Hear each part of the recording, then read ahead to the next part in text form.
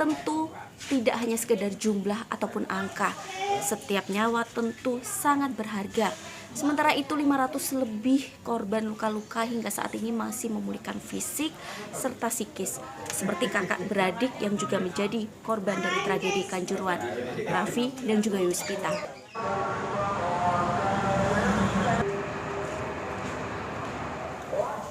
Assalamualaikum. Waalaikumsalam. Maaf ya Pak, ganggu waktunya. Terima kasih sudah menerima Kompas TV. Ada Mas Raffi dan Mbak Yuspita. Kabarnya gimana? Alhamdulillah. Mbaknya udah mulai aktivitas? Iya. Udah mulai sekolah? Iya. Sampai hari ini gimana kondisinya?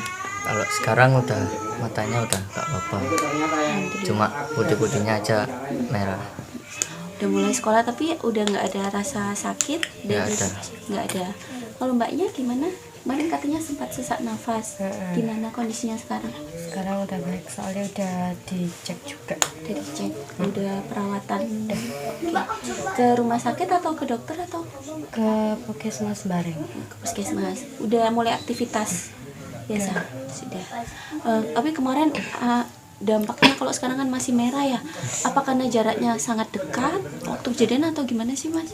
Apa sangat dekat waktu itu kejadiannya. Mungkin gas air matanya nggak sampai 2 meter. Oh, masih 2 meter. Itu saya dikelilingi di kepulan asap di bawah. Waktu itu di tribun berapa Mas? Itu waktu di bawah mau pulang saya dari tribun 10. Mau pulang tiba-tiba tembakan itu di bawah. Minta maaf kan harus mengulang lagi kejadian tidak mengenakan saat itu. Saat itu kondisinya udah sadar atau langsung pingsan atau bagaimana, dan terpisah sama kakak atau gimana?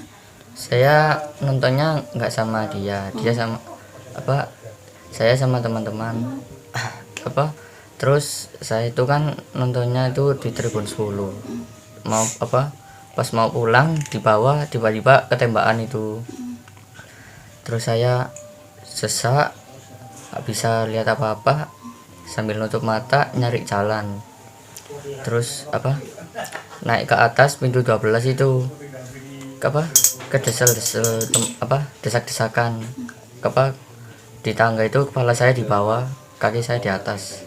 Terus saya nggak bisa nafas, pasrah aja, tiba-tiba pingsan di bawah, bangun-bangun Langsung udah posisi masih di stadion atau udah dibawa ke rumah sakit? di stadion. Terus saya itu keluar ketemu teman-teman, dibawa ke rumah sakit Teja itu, tapi di sana tidak ada penanganan dari dokter. Karena banyak juga saat itu ya. Kalau Mbaknya saat kejadian sempat menyelamatkan diri atau gimana Mbak? Iya sempat, jadi waktu ada gas air mata itu saya langsung ke pintu keluar. Baru di pintu keluar itu yang desak-desakan sampai jatuh, sampai kepalanya itu masuk ke besinya itu Mbak. Yang di situ. Desek-desekan juga berusaha Desak-desakan di keluar. situ. Jadi ya wis jadi ketumpuk-tumpuk gitu. Jatuh semua di situ sih. Kalau gas air matanya Pas desak-desakan itu ya. Oke. Pak, ini pasti sedih sekali 2 anak jadi korban ya. Harapannya gimana sih Pak? Ini kan sudah ada tersangka, meskipun masih ada kemungkinan menyusul tersangka lain. Terus ada juga investigasi menyeluruh. Harapannya sebagai orang tua gimana Pak? Adik juga secara fisik masih belum pulih betul sebenarnya ya, tapi harapannya sebagai orang tua apa nih Pak? Harapan saya terkait dengan korban juga, bukan terhadap anak saya juga, korban-korban yang lain harusnya tertangani semua. Jangan hanya datang ujuk-ujuk jenguk korban tanpa bisa menghibur korban.